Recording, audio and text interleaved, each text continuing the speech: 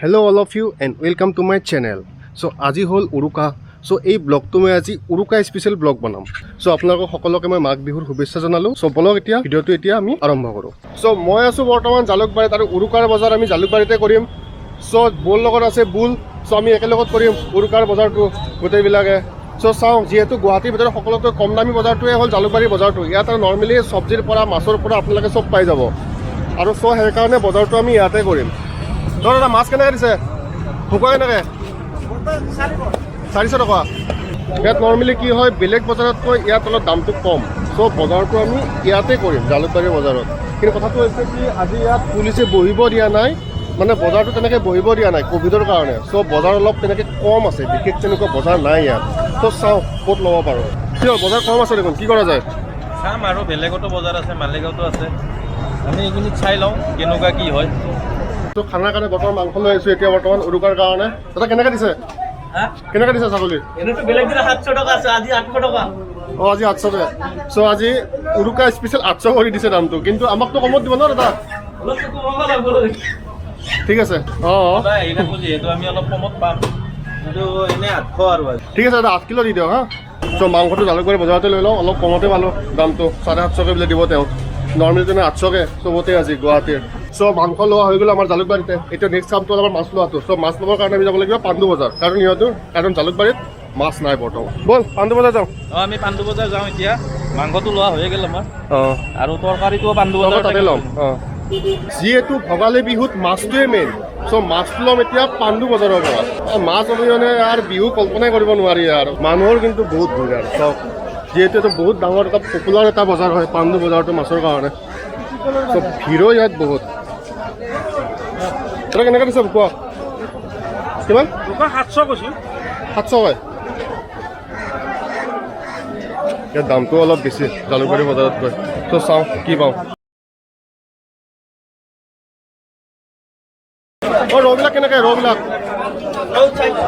400 330কৈ হ'ব গোটা কাটা ল'ম ৰৌ হ'ব দে হ'ব না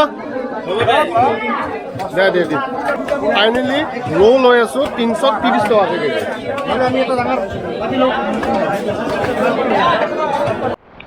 চ' আমাৰ মাছ চাছ লোৱা হৈ গ'ল এতিয়া চব্জি লওঁ অলপ চব্জি লাগিব না অকল মাছ মাংস ল'লে নহ'ব তো চব্জি লৈ কিনে গুচি যাম আকৌ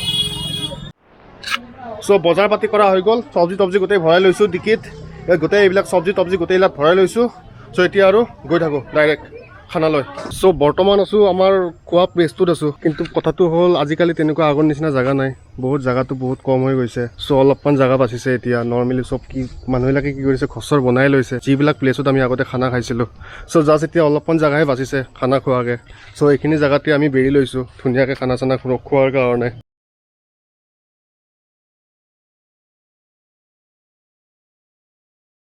ত' বৰ্তমান চব্জি তব্জি কাটি আছে সকলোৱে মাহৰ দালি পুৰা সানি আছে প্ৰেক্টিচ আছে দে দে বঢ়িয়া বঢ়িয়া বঢ়িয়া এতিয়া ৰূপম আৰু বুল পুৰা কাটি আছে চব্জি বেঙেনাটোত কি হ'ব আমাৰ চ' চব্জি কাটা লগ হৈ গ'ল আমাৰ অলৰেডি ৰেডি হৈছে চব্জি তব্জি কাটা চ' আঙুলিটোও কাটিল অলপমান চব্জি কাটোঁতে নৰ্মেলি হেভিত নাই ন কিন্তু চব্জি তব্জি কাটাৰ কাৰণে চ' আঙুলি চাঙুলি কাটি ল'লোঁ কিন্তু উপায় নাই কি হ'ব আৰু বিহু স্পেচিয়েল একো নহয় জচটো বহুত আছে জচটো এইবিলাকত চ' ফাইনেলি ৰান্ধা বাঢ়া কাৰ্য আমাৰ আৰম্ভ হৈ গৈছে এইফালে মাহৰ দালি বনি আছে আৰু এইফালে মাছৰ আইটেমটো বনি আছে আৰু ৰান্ধনীটো হ'ল আমাৰ বিপুল মস্তিকৈ বনাবা হা আজি এই ব্লগটো বনোৱাৰ মেইন পাৰ্পজটোৱে হ'ল আমি যিহেতু অসমীয়া হিচাপে দিনক দিনে আমাৰ যিবিলাক জাতীয় পৰম্পৰা নৰ্মেলি আমি পাহৰি আহিছোঁ কিন্তু আগতে যেনেকৈ ধৰি লওক মোৰ নিজৰো মনত আছে এটা সময়ত আমি ভেলাঘৰ বনাইছিলোঁ দীপৰ বিলত গৈছিলোঁ নাৰা আনিবৰ কাৰণে কিন্তু কি হ'ল আজিকালি না দীপৰ বিলত তাত ধান খেতি হয় না নাৰা পাম তাত কথাটো হ'ল আজিকালি এনেকৈ আমি বনাব লগা হৈছে নিজৰ আমি পৰম্পৰাটো ৰক্ষা কৰিব লগা হৈছে হয়তো কেইটামান দিন পিছত আৰু হয়তো এনেকুৱাকৈও আৰু খাবলৈ হয়তো নোপোৱা হৈ যাম মেইন পাৰ্পজ মোৰ এইটোৱে আছিল আজি এই ব্লগটো বনোৱাৰ কাৰণে হয়তো 2-3 বছৰ পিছত এনেকুৱা নোহোৱা হৈ যাব হয়তো এই ব্লগটোৱে চাই পিনে মই ধৰি লওক ভাবি থাকিম হয় দিয়া এনেকৈ খানা খাইছিলোঁ এটা সময়ত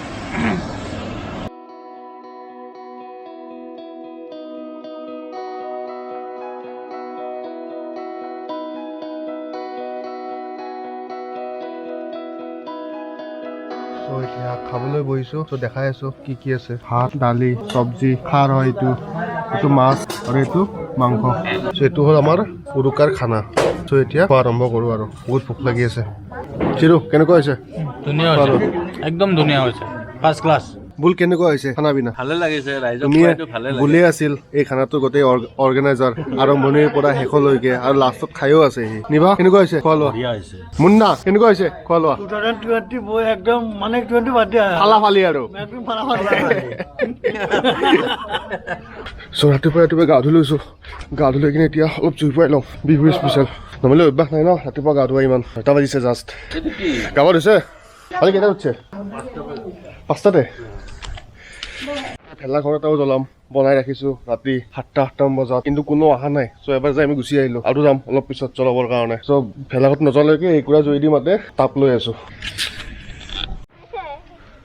চ' এইটো আমাৰ ভেলাঘৰ ৰাতি বনাইছিলোঁ খানা খাই 7টা-8টা বজাত। চ' মানে যিহেতু নাৰা নাথাকে আমাৰ ইয়াত, ধৰি লওক গুৱাহাটীত নাৰা পাবলৈ নাই। চ' এনেকৈ খৰি দিয়ে বনাইছোঁ আমি ভেলাঘৰটো। আগতে আমি এইটো নাৰাই দি বনাইছিলোঁ ভেলাঘৰটো।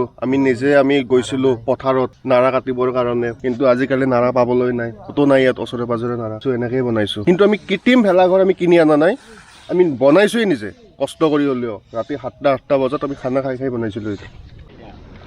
চ' ফাইনেলি আমাৰ ভেলাঘৰ জ্বলি গ'ল। এইটো পুৰা দপদপে জুই জ্বলি উঠিছে এতিয়া বৰ্তমান।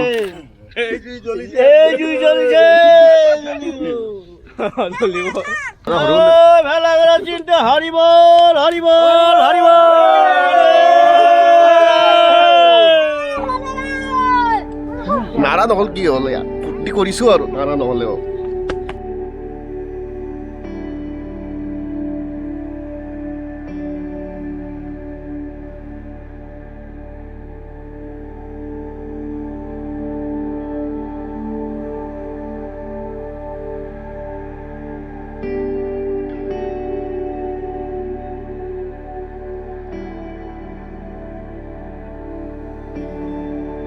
চ' মই ব্লগটো আজি ইয়াতে সমাপ্ত কৰিলোঁ। অলপ ট্ৰাই কৰিছিলোঁ আৰু আমাৰ ধৰি লওক উৰুকা স্পেচিয়েল এটা ব্লগ বনাবৰ কাৰণে।